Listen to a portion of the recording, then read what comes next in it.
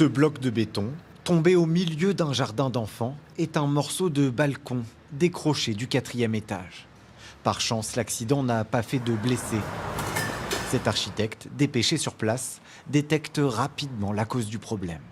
L'armature métallique de la structure était nettement insuffisante. Ces fers à béton ne semblent pas être très nombreux, en tout cas, ils se sont carrément cassés. Il doit y avoir un problème soit de conception, soit de mise en œuvre. Cet expert est embauché par la mairie de Marseille. Il fait partie de ce service dédié aux problématiques d'habitat. Dans ses bureaux, une centaine d'agents comme lui reçoit des signalements quotidiens. On a là 6 pages de signalements récemment arrivés qui sont en cours de traitement. Chaque année, plus de 100 signalements concernent un problème de balcon.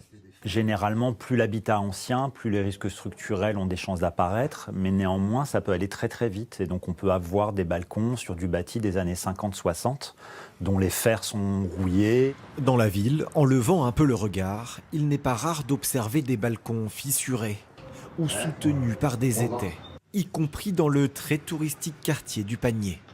Sur cette façade haussmannienne du 19e siècle, construite en pierre de taille, le balcon de Caroline est couvert de filets car il s'est affaissé suite à des infiltrations d'eau.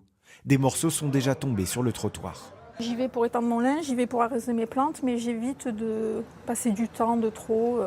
C'est une hantise personnelle. Je ne veux pas trop passer de temps là parce qu'on a vu tellement de choses se passer à Marseille. Les dégâts des eaux, cumulés à une mauvaise maintenance de l'immeuble, ont entraîné des problèmes de structure sur presque tout le bâtiment.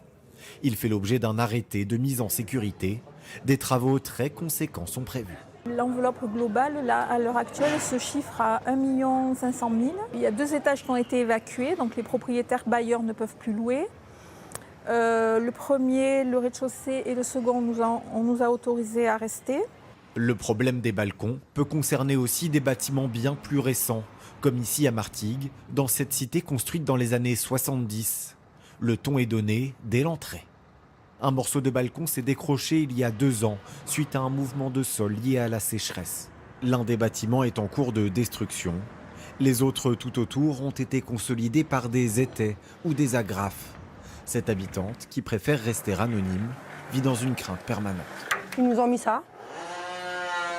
Et en fait, à l'extérieur, il y a des bouts qui tombent, en fait, tout simplement. On ne vient plus pratiquement sur le balcon. Donc, comme vous voyez, c'est laissé à l'abandon.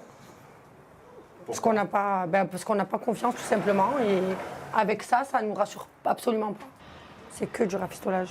On vit qu'avec de l'angoisse, de la peur aussi. Quand on possède un balcon, ancien ou récent, à partir de quel signal d'usure faut-il s'inquiéter? Lorsqu'on commence à avoir des fissurations même sur le dessus du balcon, sur le carrelage ou autre, lorsqu'il existe, lorsqu'on commence à avoir des garde-corps métalliques qui commencent à se déceler ou à bouger, voilà, là c'est vraiment les cas où on doit vraiment se poser la question tout de suite et vraiment faire vérifier tout de suite par un homme de l'art ce qui se passe. Une plateforme nationale en ligne, nommée Histologe, permet d'effectuer les premiers signalements en cas de doute.